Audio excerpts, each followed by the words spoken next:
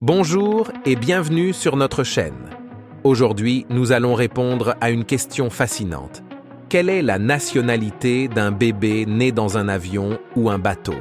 Et que se passe-t-il exactement si une femme accouche en plein vol au-dessus des eaux internationales? En France, la nationalité est déterminée par le droit du sol, jus soli, et le droit du sang, jus sanguinis.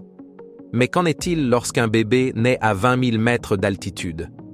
Selon l'article 3 de la Convention sur la réduction des cas d'apatridie, la naissance à bord d'un navire ou d'un aéronef sera réputée survenue sur le territoire de l'État dont le navire bat pavillon ou dans lequel l'aéronef est immatriculé.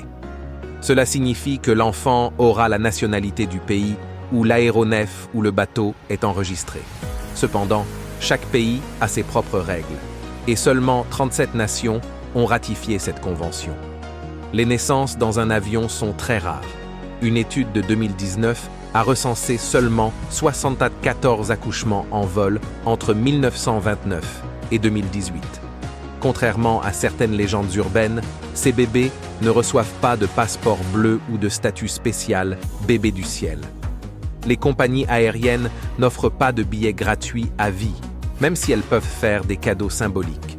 Par exemple, un bébé né en mars 2024, lors d'un vol entre Mexico et Ciudad Juárez, a reçu 90 billets d'avion en l'honneur des 90 ans de la compagnie.